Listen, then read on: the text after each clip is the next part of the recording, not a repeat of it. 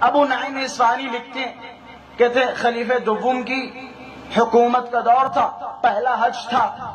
میں عین اللہ اور وجہ اللہ سمجھا رہا ہوں کیونکہ میں نے عین اللہ اور وجہ اللہ پہلے ہی چھیڑا تھا، بس وہیں پہ اختتام کر رہا ہوں۔ قرآن سمجھ میں نہیں آتا تو عین اللہ بھی سمجھ میں نہیں آئے گا، عین اللہ سمجھ میں آ گیا تو قرآن بھی سمجھ میں آ جائے گا۔ ابو نعیم اصفہانی کو جانتے؟ کہنے لگے ہاں جانتے۔ ابو نعیم اصفہانی بیان کرتے ہیں، کہتے خلیفہ دوم کا پہلا حج خلافت کے دوران میں، پہلا حج کہ حج کے لیے پہنچے۔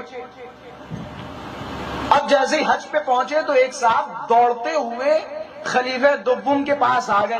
بھائی بڑی توجہ سے سنیے گا، نتیجہ دے رہا ہوں۔ دوڑتے ہوئے خلیفہ دوم کے پاس آئے اور شکایت کی، کیا ہے خلیفہ مسلمین، علی نے میرے گال پہ تھپڑ مارا ہے، اور دلیل یہ ہے کہ دیکھو میرا چہرہ پھر گیا ہے۔ پتہ چلتا ہے جس کے گال پہ علی تھپڑ مارے اس کے چہرے پھر جاتے ہیں، اس کے چہرے پھر جاتے ہیں کہ علی نے گال پہ تماچا مارا ہے۔ کہ اچھا کیوں مارا؟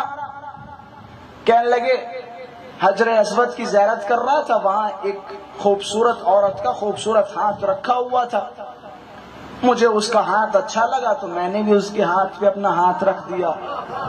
اچھا اس فکر کے ہر زمانے میں ہوتے ہیں، اور سب سے گندے لوگ پتہ ہے کہ یہاں سے ادبی اخلاقی نقطہ بھی بیان کرتا چلوں، سب سے بدترین اور گندے لوگ وہ ہوتے ہیں جو اجتماعی پروگرامز میں اس طرح کی حرکتیں انجام دیں، بالخصوص مجلسیں، جلوس، مجلسیں اصلاً ہمیں حق نہیں ہے، بالخصوص مجلسوں میں، بالخصوص جلوسوں میں اگر ہم نکلیں، اگر ہمارے سامنے مائیں بہنیں ہیں تو آپ اپنی نظروں کو نیچے جھکائیں، آپ اپنی نظروں کو نیچے جھکائیں، آپ بالکل نظروں کو اپنی اونچے نہ کریں، نہ اٹھائیں، اصلاً حق نہیں ہے آپ کو، ویسے بھی کلن حق نہیں ہے، لیکن بالخصوص ان دنوں کا اور ان ایام کا اور ان جلوسوں کا اور ان مجلسوں کا حد اقل احترام باقی رکھیں۔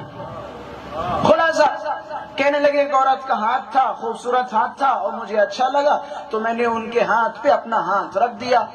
کہ پھر کیا ہوا کہ اتنے میں علی نے دور سے دیکھ لیا، اور علی نے جیسے ہی دیکھا میرے پاس آ کس کے میرے گال پہ ایک تماچا مارا۔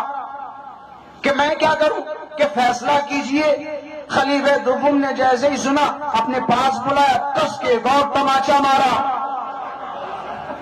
کس کے تماچا مارا کہ فیصلہ تو ہو گیا ہے، ید اللہ اور عین اللہ سمجھا رہا ہوں۔